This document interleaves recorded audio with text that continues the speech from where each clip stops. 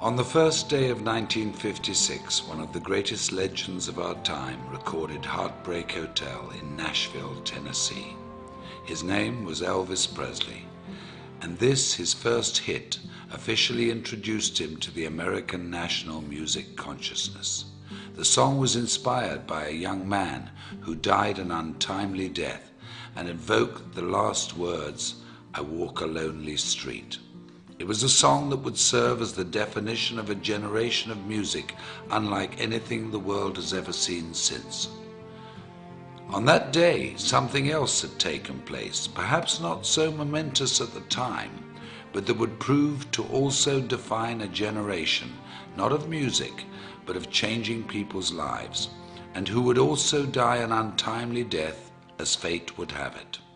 On January the 1st, 1956, in a gritty little neighborhood tucked away in South Los Angeles called La Mirada, Mark Hughes was born. His life was fairly unremarkable. Born to Joanne Hughes and raised by her and Stuart Hartman, whom she married, Mark was probably reared much like many of us. Mind your manners, be responsible, keep your elbows off the table, make good choices. He was skinny and good-looking, polite and friendly, and very protective of his two younger brothers. The quietest of the three boys, he'd inherited his mother's good looks and Stuart's focus and intensity.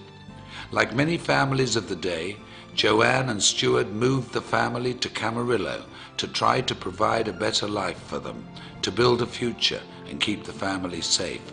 And like many other families of the day, their not-so-picture-perfect marriage fell apart and resulted in a divorce that would change the family forever. Mark's childhood was like many in the growing suburban community: school, day trips to the Channel Islands, bicycle rides and fishing outings. That all came to an end after the divorce, and Joanne began to chase her youth, trying fad diet after fad diet. It was a scary time for Mark, and when Joanne became sick in 1969, when Mark was just 13 years of age, the family returned to La Mirada. They lived with her parents, Mark's grandparents, Lorenz and Hazel Hughes, who took the family in and took care of them as only family could. But despite their best efforts, and with Mark's never-ending grief, Joanne died of complications from the deadly combination and steady use of weight loss and sleep aids. Mark was only 19 years of age. It was then he decided he would make a difference in the world, with his mother as his beacon, and the goal of preventing what had happened to her happened to anybody else. While fundraising for a California youth group, Mark had found his calling. He was charismatic, charming and persuasive. He'd even convinced then Governor Ronald Reagan to part with $500. And with the taste of success in his mouth, the goal of changing lives through better health as his objective, the idea of personal financial freedom, and the memory of his mother in his heart, Mark Hughes entered the world of direct selling and network marketing.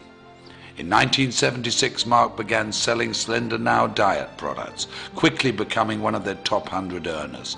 When the company collapsed in 1979, he sold exercise equipment and weight control products for Golden Youth, another direct sales organization. And when Golden Youth also failed, Mark decided to start his own company.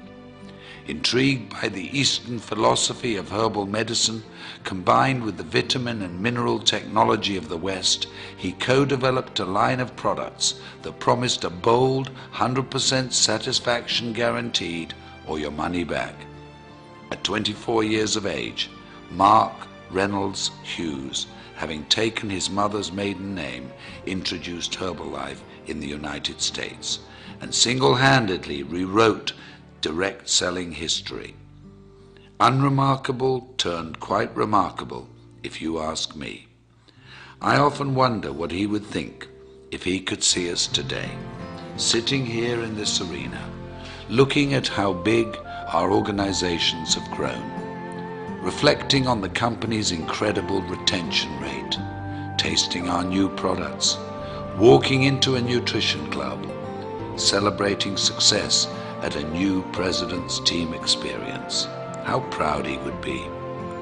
How incredibly happy we would have made him. I know in my heart, as many of you do in yours, that his light is what has made this possible, that his vision is what fuels us, that we are forever changed because of his influence on us and his belief that despite what we may think of ourselves every now and again, we're truly remarkable human beings. What a gift we've been given. What an incredible, invaluable, unique gift. I had this incredible dream when I wanted to start the Herbalife company that we could help people lose weight and we could help them do it safely, and they would have not just hope, that they would have reality